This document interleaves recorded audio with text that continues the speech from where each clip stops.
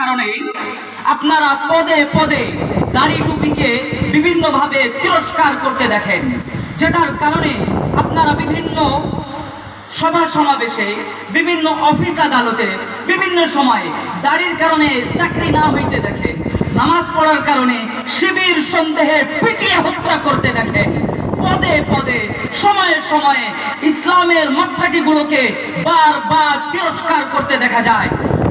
বিগত ফ্যাসিবাদী সরকারের সময়ে প্রধানমন্ত্রী বলেছিল যে হেজাব পরলে একজন মহিলাকে টেন্টের মতন দেখা যায়। এ ধরনের তিরস্কারমূলক আচরণ আমরা তাদের থেকে দেখেছি।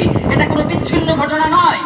আমি স্পষ্ট ভাষায় বলতে চাই, বাংলাদেশে মুসলমানরা সংখ্যাগরিষ্ঠ হওয়া সত্ত্বেও সারা পৃথিবী ব্যাপী পশ্চিমাদের চাপিয়ে দেওয়া সেকুলারিজমের মাধ্যমে, ভারতের চাপিয়ে দেওয়া সেকুলারিজমের মাধ্যমে, দ্বিতীয়বার কলোনাইজেশনের মাধ্যমে বাংলাদেশে এমন এক সিস্টেমেটিক ইসলামোফোবিয়াকে প্রতিষ্ঠা করা হয়েছে, যার কারণে সাধারণ থেকে সাধারণ মানুষও তাদের শিক্ষা ব্যবস্থায় শিক্ষা গ্রহণ করে তাদের মতাদর্শ গ্রহণ করার কারণে সে সিস্টেমেটিক ইসলামোফোবিয়া লালন করতে বাধ্য হয়, যে কারণে আমাদের সাধারণ ঘরের একজন সরকারি চাকরিজীবীও অনেক সময় আমাদের সাথে দাড়ি টুপির কারণে তিরস্কারমূলক আচরণ করে।